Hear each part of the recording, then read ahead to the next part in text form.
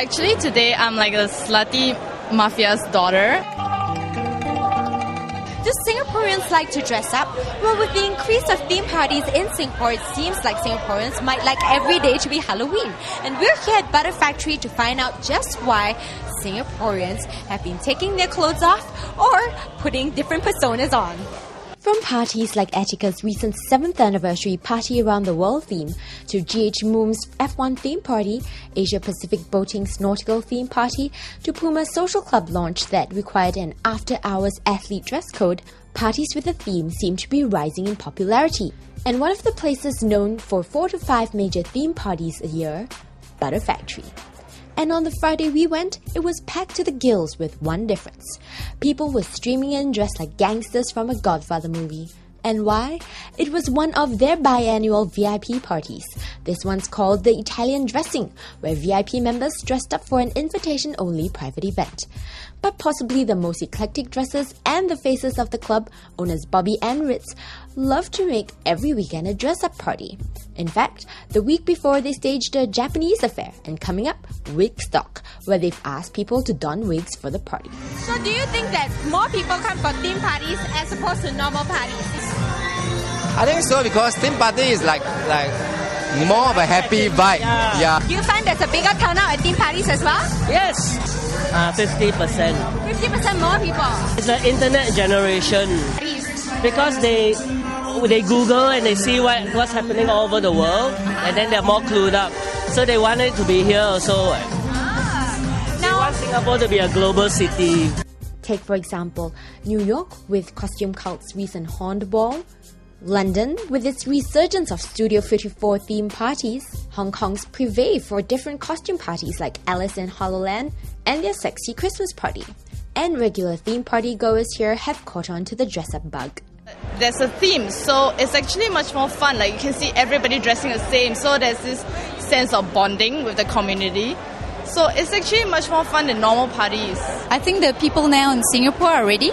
They're ready and they are now getting more creative and they enjoy dressing up, but just don't want anyone to laugh at them. So theme party is the best way to go about. I started with Halloween. I think for me it's because it's very fun. Yeah, it's fun. So you take on a whole different persona. Yeah, you can be like another person for one day. For one day, yes. And though Singaporeans are conservative, it seems there has been a rise in the number of people who are game to dress up, observed regular theme party organizer Celeste. I would say at least a 10% increase. Not a big deal, but enough. People are starting to feel like, oh, it's not so weird to look a bit different. And naturally, not everyone goes with the theme. I try to. Like if it's easy, I can do it, like a white party or a black party. That's something I can do because it's just one color. But anything more complicated than that, it makes my brain hurt. I actually have to think.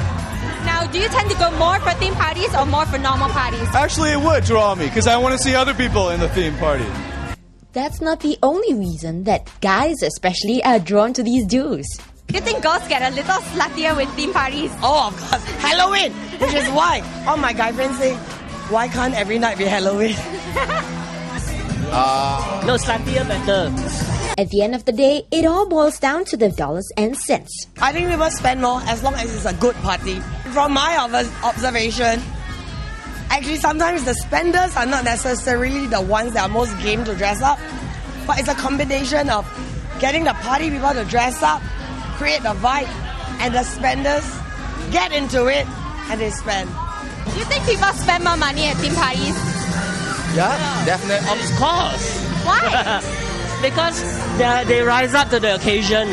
And in order to keep the party vibe going, the booze flowing, and the people spending, no expenses spared. We have to do props, we have to do costumes, makeup and hair for everybody. Halloween and our anniversary always cost a bomb. How much is a bomb? I'm not entitled to say. We don't know. Yeah, otherwise, our accountant will put a stop to this. But one thing their accountant doesn't have a rein on, Bobby and Ritz's personal costume wardrobe. How much can some of their outfits cost? By the thousands. The Halloween outfit, the hair cost me about 500 already. But you don't always have to spend a lot to look great. Stay tuned because in the next clip, we speak to some of the snazziest dresses of the night.